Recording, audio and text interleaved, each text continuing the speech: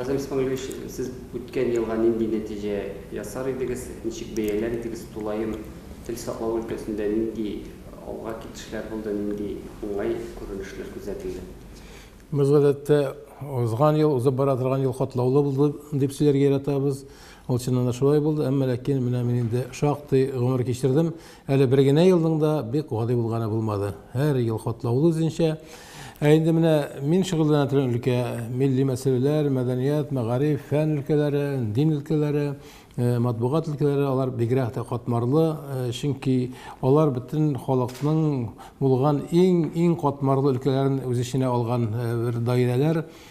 Milli мәсьәләләргә килгәндә, безнең бу узган 2016 ел бик тә күңелле булмаган бер вакыйга белән башланган иде. Ул да булса Россия хөкүмәте белән Россия дәүләт думасы төзегән бер комиссия рус телен һәм әдәбиятын мәктәпләрдә укыту турында концепция проекты әзерләгән иде. Һәм аны безгә парламентларга җибәрделәр. Без аны укыгач шак каткан идек. Чөнки ул концепция проектында киләчәктә Россиядәге бөтен мәктәпләрдә дә, бөтен фәннәрдә бар тик рус телендә генә укытылырга тиеш дип язган иде. Әгәр дә бу концепция шул килеш кабул ителгән булса, димәк, милли мәктәпләрнең инде бөтенләй киләчәктә булуы мөмкин дә түгел иде. Biz şunasını нәрсә эшләдек. Без иң беренче итеп үзебезнең комитетның утырышын үткәрдек. Бу мәсьәләне ортага салып сөйләштек һәм бер карар кабул иттек. Һәм шушы концепцияны төзегән кешеләрне Казанга дәүләт советына чакырып түгәрәк өстәл үткәрергә булдык. Ул концепцияны төзегән кешеләрнең иң мөһимнәреннән берсе ул Вербецкий иде. Ул бик атаклы галим. Аннан соң Россия мәгариф министрлыгыннан, Россия дәүләт думасыннан, рус әдәбиятын һәм телен өйрәнү институтыннан вәкилләр чакырдык. Үзебезнең мәгариф министрлыгы, хөкүмәт әһелләре, депутатлар җыелышып, түгәрәк өстәл янында без бик тә тәфсилле бу мәсьәләне сөйләштек һәм үзебезнең фикерләребезне әйттек. Аннан соң без мөрәҗәгать иттек шулай ук башка парламентларга, Россия субъектларының башка парламентларына. Менә сезгә дә шушындай документ килгәндер, сезнең аңа мөнәсәбәтегез ничек дип. Һәм аларның да фикерләрен белештек. Менә шулай итеп бергә туплангач, бер фикер туплагач, без инде бу мәсьәләне Татарстан дәүләт советының сессиясенә чыгардык, көн тәртибенә керттек һәм Россия җитәкчелегенә мөрәҗәгать кабул иттек. Әгәр дә бу концепция шушы килеш кабул ителсә, Россиядә милли мәктәпләр бетәчәк дип. Һәм бу концепцияга үзебезнең тәкъдимнәребезне керттек һәм ни гаҗәп дип әйтимме, сөенеч дип әйтимме, концепция проектына без теләгән, без тәкъдим иткән үзгәрешләр кертелде һәм бүгенге көндә ул концепция әйткәнчә милли мәктәпләрне бетерүгә таба бара торган концепция түгел. Бу безнең Татарстан парламентының, Татарстан мәгариф министрлыгының, Татарстан җәмәгатьчелегенең җиңүе булды. Андый җиңүләр бик еш күзәтелми. Инде узган елгы вакыйга безнең һәммәбезгә дә китереп суккан вакыйга, ул элегрәк башланган вакыйга, ул да булса инде Татарстан белән Төркия, Россия белән Төркия арасындагы мөнәсәбәтләр булды. Бер караганда бу безнең Татарстанга артык кагылмыйлар шикелле, бигрәк тә милли мәсьәләдә.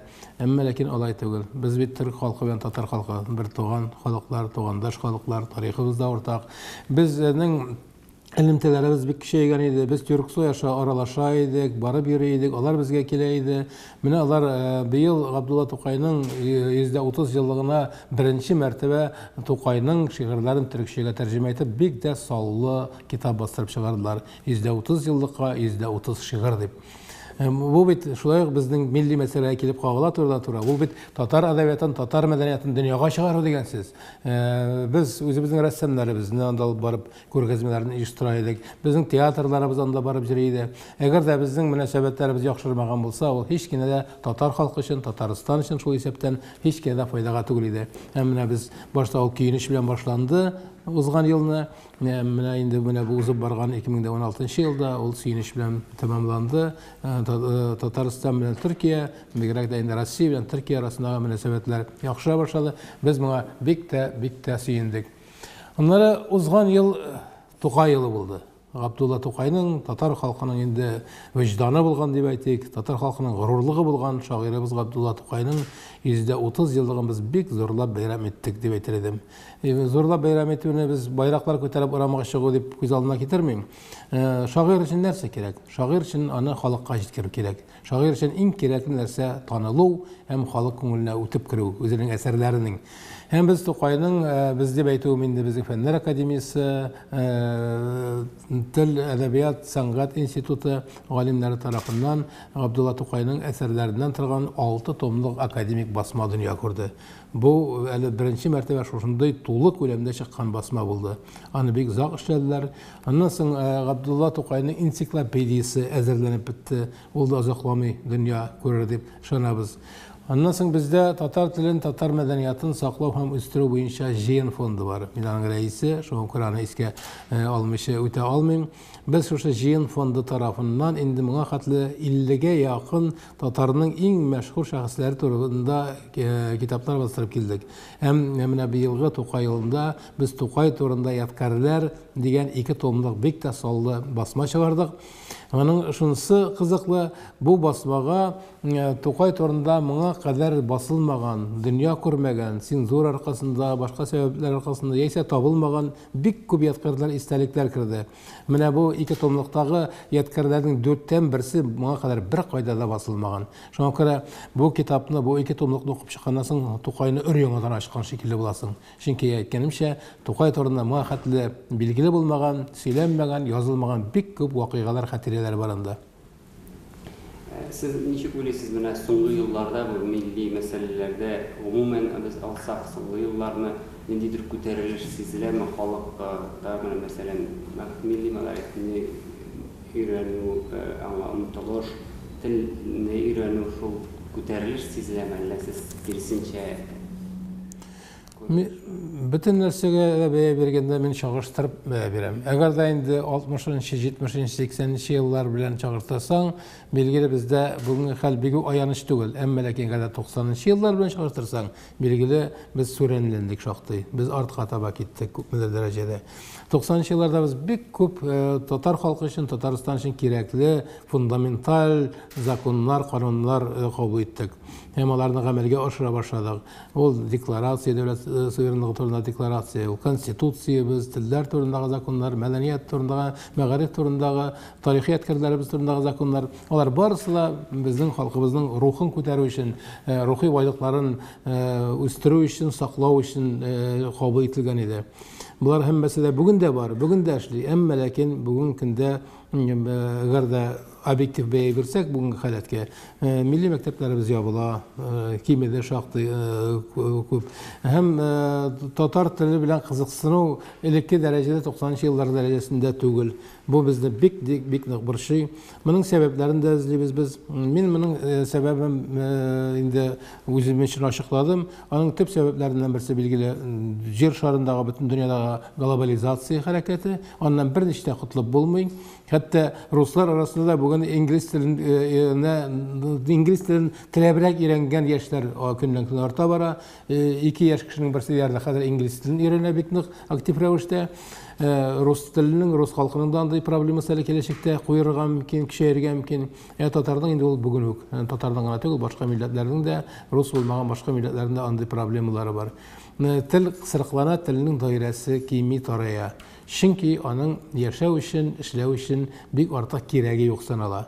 Әгәр дә инде яшәү өчен, эшләү өчен ул тел кирәк түгел икән, мотивация юк икән, димәк ул тел инде бер кайчанда алга китә алмый.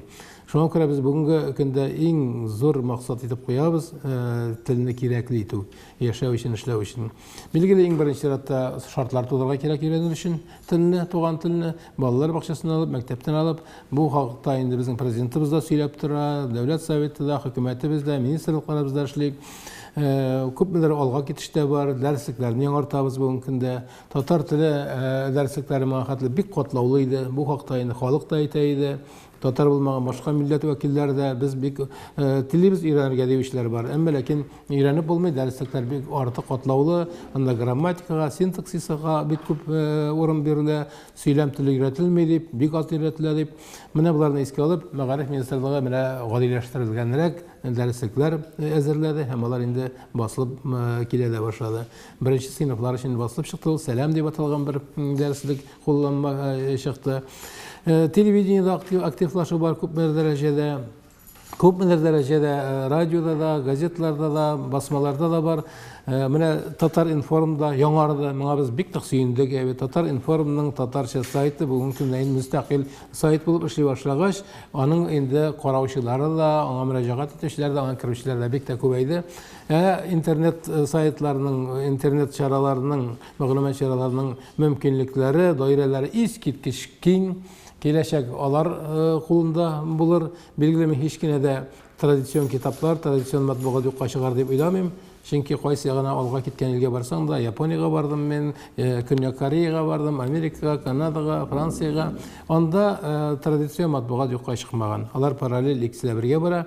Әмма ләкин бездә әле ул мәсьәлә буенча шактый бәхәсләр бара. Әйтерсең дә киләчәктә безнең бу традицион китапларыбыз, мәгълүмат чараларыбыз бетәчәк. Бары тик электрон чаралар гына калачак дип була алмый. Әйткәнемчә, ул кешенең мөмкинлекләре, кеше өчен мөмкинлекләр күбрәк булырга тиеш. Ни хәтле мәгълүмат чаралары күбрәк була, шул хәтле яхшырак. Әмма ләкин минем моңа хәлләр бик нык борчый иде, хәзер дә борчый билгеле. Электрон чараларында татар бик аз бүген көндә. Татар теле, татар тарихы, татар әдәбияты, татар мәдәнияты. Менә бу яктан караганда безгә чыннан бик күп эшләребез бар.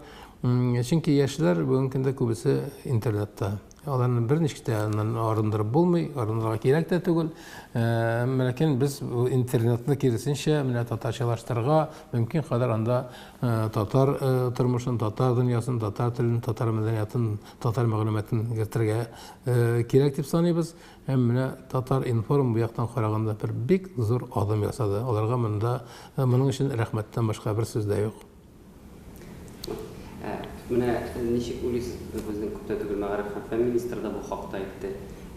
Татар мәктәпләре дип аталган безнең мәктәпләребезнең кайберләрендә укытучыларның да һәм шулай җитәкчеләренең дә тиешле дәрәҗәдә түгел. Мәсәлән, укытучылар бит инде бердәм дәүләт имтиханы тапшыра, әмма татар теле буенча алар мәсәлән тапшырмыйлар.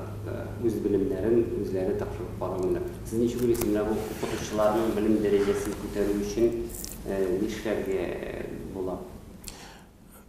Татар теле укытучылары алар бик тә ишәеп китте. Анда безнең дә катнашыбыз булды 90-нчы еллар башында. 90-нчы еллар башында ике телне татар һәм рус телләрен дәүләт теле дип игълан иткәннән соң, ул турыда законда кабул иткәннән соң, мәктәпләр ачыла башлады. Бик күп татар гимназиялары, татар лицейлары ачылды, мәктәпләр ачылды. Һәм шунда безгә бик күп укытучылар кирәк булып чыкты. Һәм шул вакытта без мәктәпләргә, без дип әйтәм инде, мәктәп җитәкчеләре, Мәгариф министрлыгы төрле фәннәрдән укыткан яисә моңа кадәр башка өлкәдә эшләгән кешеләрне татар теле укытырга чакыра башладылар. Менә шундый дигешле әзерлеге булмаган белгечләр дип әйтәм инде, кешеләр татар телен укыта башладылар. Билгеле, аларга күпмедер шыгыш рәвештә курслар да оештырылды, әмма ләкин бу кыска вакытлы курсларда гына аларны инде иң маһир, иң әзерлекле укытучылар итеп җиткереп булмый иде. Менә ул бүген көндә инде үзенең нәтиҗәләрен күрсәтә башлады. Бүгенге укучыларның, бүгенге мәктәптең таләпләренә бик күп укытучылар бүген җавап бирә алмый. Аннан тагын бер сәбәбе бар. Элек заманнарда укытучыларның хезмәт хакы бик кичкенә иде. Бүген дә мин артык зур дип әйтмим. Әмма ләкин инде шактый күтәрелде ул. Соңгы бер 5-6 елда 2 мәртәбә хезмәт хакы күтәрелде укытучыларның. Бүген көндә ул 30 мең сум чамасы тәшкил итә. ул инде бөтенләй зарланырлык түгел, бик әйткәнчә бик зур булмаса да. Менә шушы хезмәт хакы бик аз булган вакытта укытучы булырга теләп ашкынып торган балалар, мәктәп укучылары бик аз иде. Гадәттә педагогика университетына эшлегә укыган, тартыпсыз дүртлегә укыган абитуриентлар килә иде. Һәм алар соңыннан укытучы булып китәләр дә. Димәк, иң яхшы укучылар түгел менә урта кул укучыларга үрнә, инде иң урта кул укучылардан урта кул укытучылар килеп чыга. Менә ул мәсьәлә дә бар иде. Мин барысы шундый дип әйтмим, бар иде. Бик яхшы укытучылар да бар, бүген дә баралар. Әмма ләкин күпчелек менә шушындый сыйфаттагы укытучыларны без әзерләдек. Менә тагын кабатлап әйтәм, менә аның инде бүген нәтиҗәсе күренә башлады. Хәзер инде башка төрле системага күчеп барабыз, укытучылар әзерләү буенча. Монда проблемалар бик күп, аның барысына тукталып бетеп булмас. Әмма ләкин бүген көндә укытучы булырга әзерләнгән студентларны инде кызыксындыру чаралары күрелә башлады. Менә быел гына безнең президентыбыз фәрманы белән аның күрсәтмәсе буенча югары уку йортларына кергән һәм укытучы булырга әзерләнгән студентларга ай сайын 15,000 сум стипендия, өстәмә стипендия биреләчәк. Бу 200 студент булачак. Димәк, инде балаларга инде кызыксындыру чарасы, анда сайлап алу туры була, теләсә кемнән дә алмаячаклар. Ул инде чыннан да әзерлекле укытучы булырга тиеш киләчәктә андый студентларыбыз. Һәм киләчәктә дә әгәр без дәвам итсәк, шуны ел сайын шуны 200 студент ала башласа, ул әкрен-әкренләп менә укытучыларның сыйфат дәрәҗәсен күтәрер дип мин уйлыйм. Инде укытучыларны һәр вакытта аларга аттестациялар үткәрергә кирәк, сынаулар үткәрергә кирәк. Чөнки ул укытучыдан да җаваплы һөнәр, белмим, тагын нинди һөнәр бар икән. Укытучы ул бит кеше тәрбияли, ул бит фән генә биреп калмый, фән генә өйрәтеп калмый, ниндидер фәннәрне генә укытып калмый. Ул безнең киләчәгебезне әзерли, җәмгыятебезнең, халкыбызның, милләтебезнең киләчәген әзерли. Шуңа күрә монда бик тә җаваплылык дип эшләргә кирәк, һәм шулай эшләнә дә инде. Мәктәпләргә игътибар артты соңгы елларда. Мәктәпләр ремонтланды. Менә соңгы 10 елда гына 800-гә якын мәктәп ремонтланды. Яңа мәктәпләр салына. Әйткәнемчә, укытучыларның хезмәт хакы арта, мәктәпләр җиһазлана. Аннары телләр өйрәтү буенча инде төрле проектлар бар, ана теле проекты бар, һәм башка татар иле проектлары бар. Аннары татар теле курслары эшләп килә. Казан федераль университет каршында менә телләр программасы буенча махсус бушлай татар теле курслары эшләп килә. Аңа 700-дән артык кеше язылган иде. Татар теле белән ниндидер кызыксыну бар. Мин кызыксыну юк дип әйтә алмыйм. Ул инде бигрәк тә соңгы елларда татар теле белән кызыксына башлады, хәтта татар булмаган кешеләр. Аны катнаш гаиләләрдән бар, бит анда ире рус яисә башка милләт кеше, хатыны татар, алар бит бер-берсен аңлашыр өчен телне белергә кирәк. Менә шушы максаттан да телне өйрәнергә теләүчеләр бар.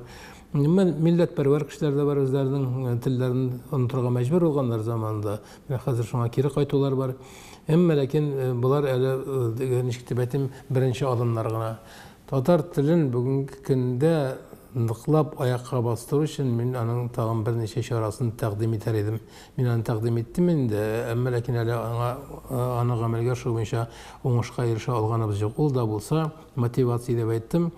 Татарстанда яңа закон кабул итеп, яисә дәүләт хезмәткәрләре турындагы, муниципаль хезмәткәрләре турындагы законга үзгәрешләр кертеп, дәүләт хезмәткәрләре һәм муниципаль хезмәткәрләр ике дәүләт телендә белергә тиеш дигән матдәләр өстәргә кирәк.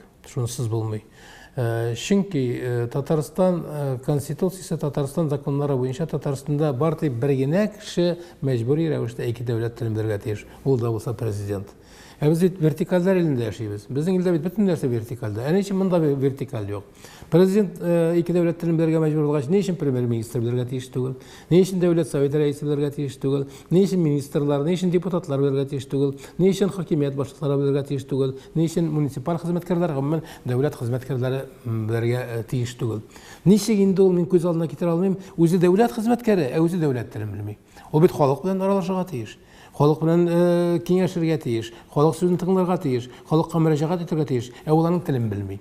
Менә бу нәрсә мине бик нык борчый. Мин бу мәсьәләне күптәннән күтәреп киләм инде. Әгәр дә без шушы мәсьәләне хәл итә алсак Дәүләт Советында, билгеле инде республика җитәкчелеге белән киңәшеп, безнең татар теленә мөнәсәбәт шактый үзгәрер иде. Ата-аналарның биталарның колаклары һәр вакыт ишетә, күзләре күреп тора. Әгәр дә инде дәүләт хезмәткәре булыр өчен, министр булыр өчен, депутат булыр өчен ике дәүләт телен белергә кирәк икән, ул баласын әзерли башлый яшьтән үк. Улым, кызым, өйрән ике дәүләт телен, икесен дә белергә кирәк. Син бит менә күреп торасың, әбәттәге ике дәүләт телен белсәң кем булып була дип.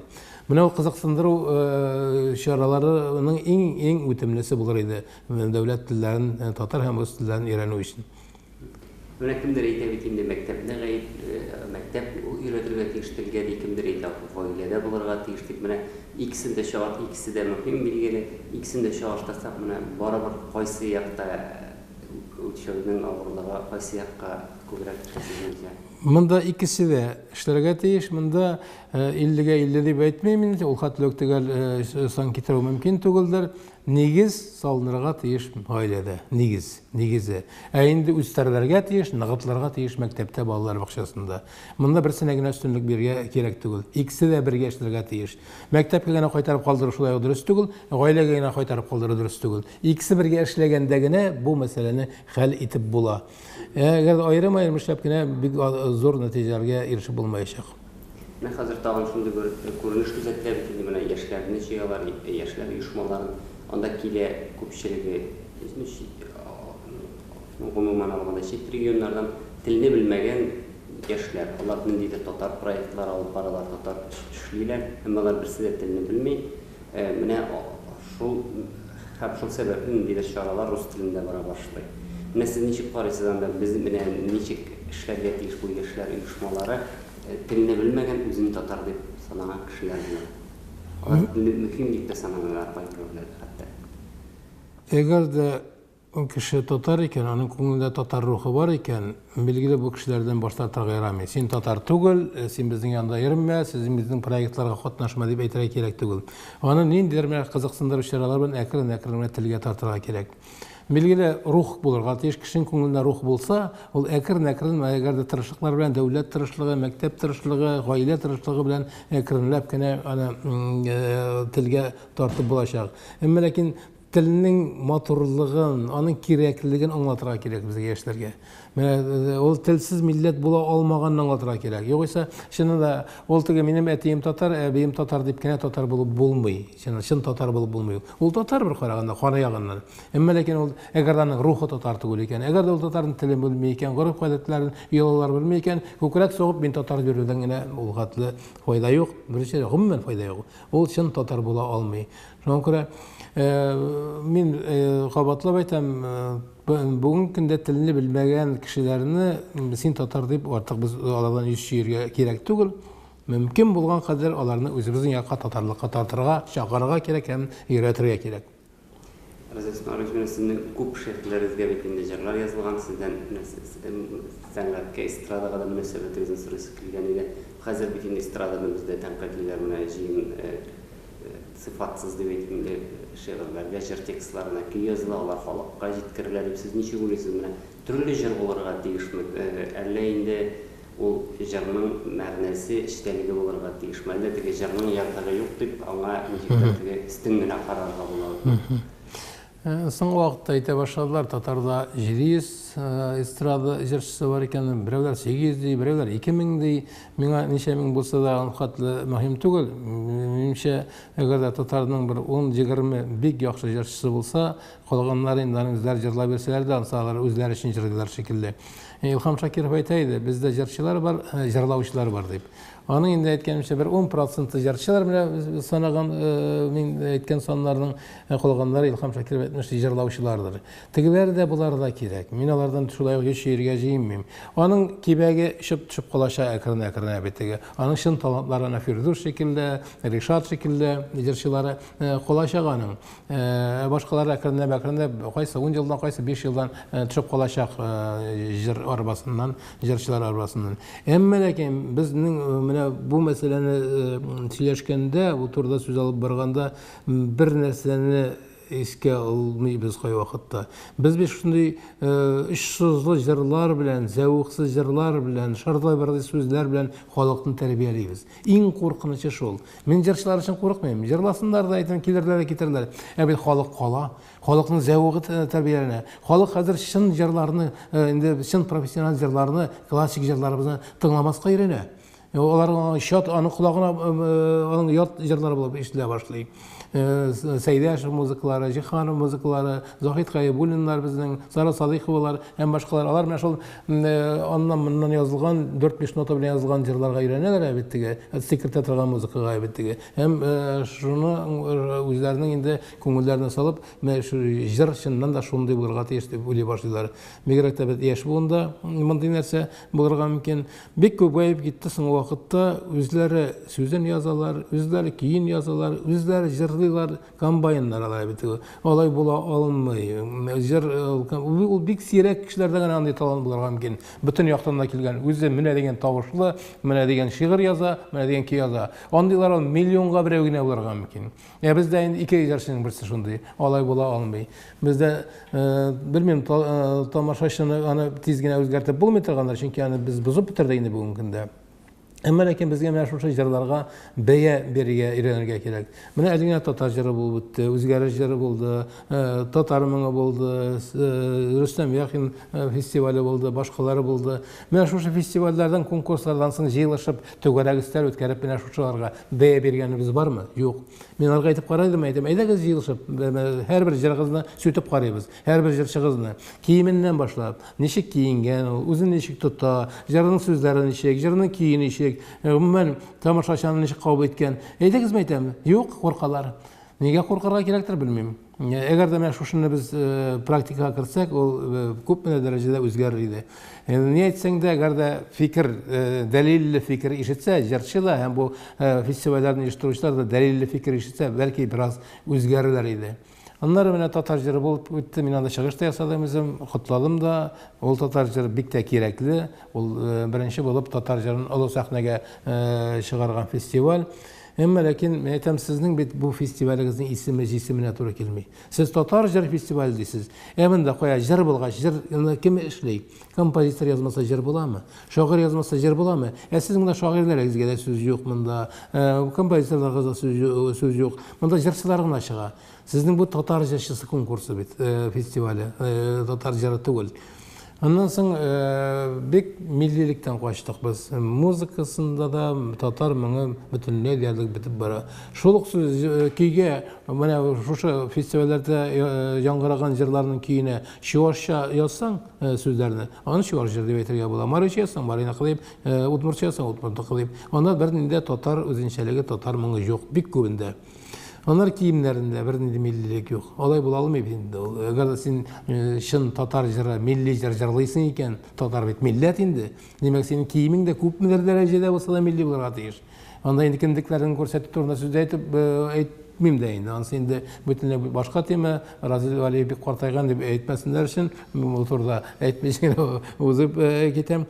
Әмма ләкин миллилек киемдә бөтенләй бетте. Менә татар җырында да күпмедер сакланды әле ул Вахап фестивалында. Вахап фестивалында чын мәгънәсендә иң матур тавышлар дип әйтер идем мин. Татар моңында милли кием бар.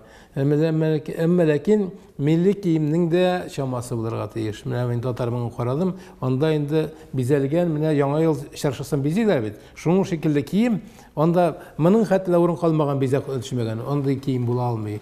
Мондай дизайнерларга да безнең әйтә сүзләребез бик күп. Гомумән менә бу соңгы елларда үткәрелгән татар җыры фестивальләренең һәммәсе турында да бер җыелышып, нидер бер зур киңәшмә, сөйләшү үткәрергә кирәк, фикер алышырга кирәк.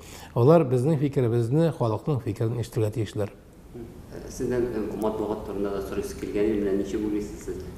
Матбугат әһелләре әйтәйин, бездә дә җитергәннәрдә да менә тираж кими дип әйтәләр. Сез ничек уйлыйсыз? Кулланучы укучылар саны азайганга матбугат тиражлары кимиме, әллә матбугат укучыга тиешле мәгълүматны китереп җиткермәгәнгә, сыйфатсыз булганга күрә тиражы кимилә, гаеп кемдә? Монда аның сәбәпләре бик күптер. Иң беренче сәбәбе билгеле, бүгенге көндә кешенең мәгълүмат алу мөмкинлеге күбәйде. Элек бит ватаным Татарстанда, Республика Татарстан аларыкта, тагын берничә газет, берничә журнал бар, хәзер бит интернет бар, бит теге социаль селтәрләр бар. Нәрсә генә юк хәзер. Теләсәң, телевизордан алырга була, радиодан алырга була, мөмкинлек алар бик күп иде. Менә шуңа күрә аларның бөтенесе бергә кушсаң, ул шактыйга җыелыр иде. Элек безнең газетабыз ишелбердә булган булса, хәзер 30-40 газета, районнарда чыкканнардан санасаң тагын да күбрәк инде. Монысы бер сәбәп. Икенчесе, матбугатның неге тормышка, кеше тормышына, җәмгыять тормышына тәэсир итү мөмкинлеге кимеде.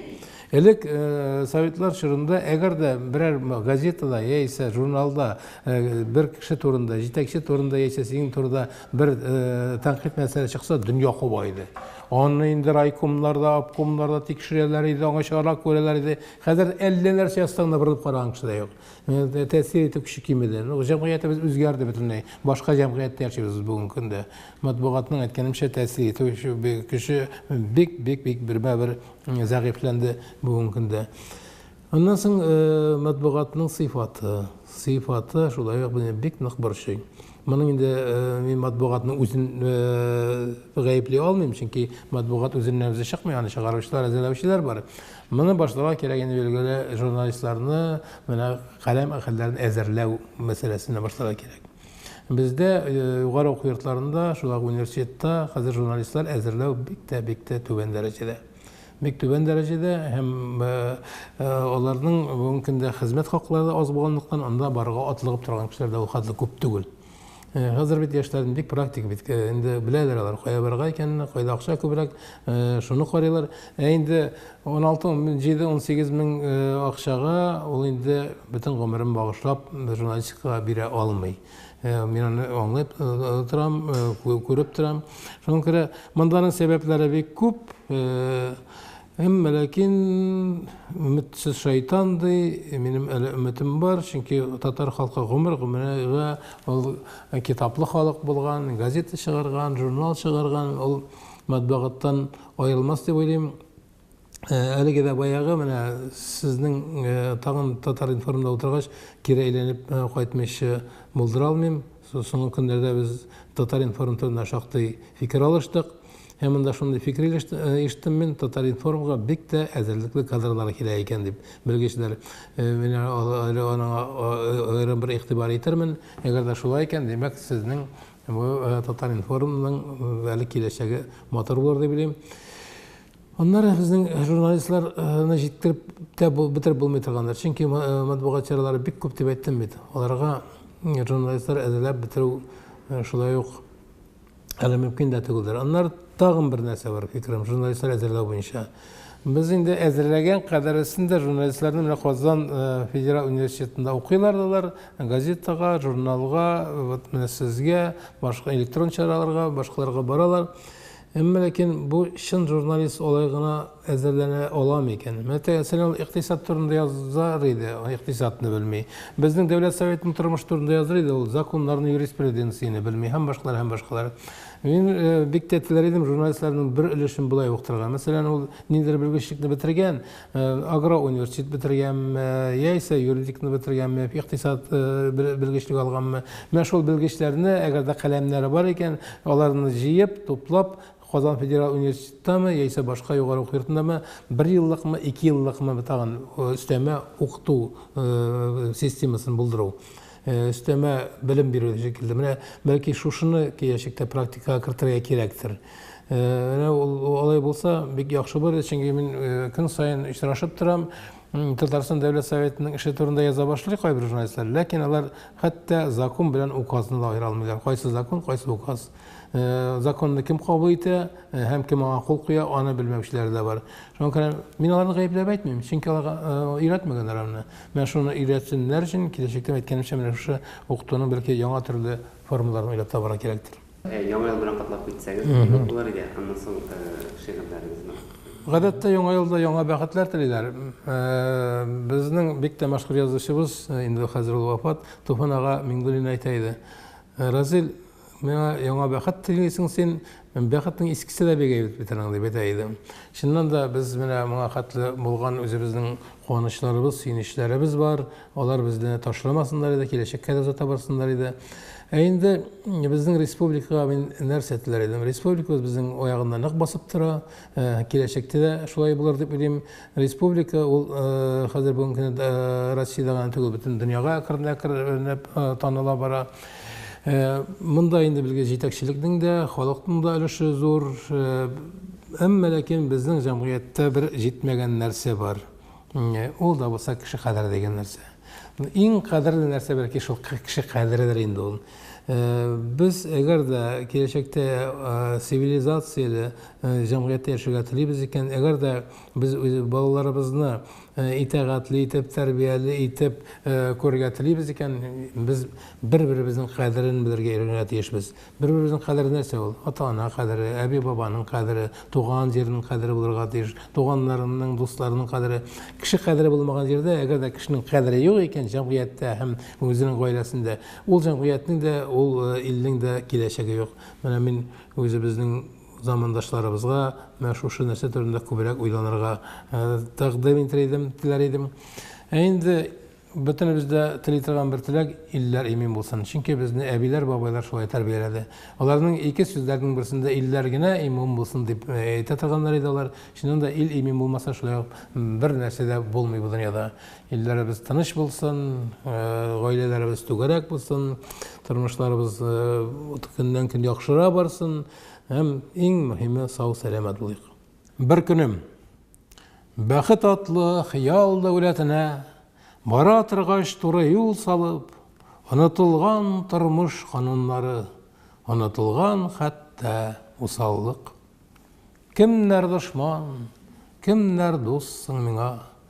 Буталыпла беттем дөньяда, шалкарт булып кич йокыга ятам, сабый булып таңда уянам.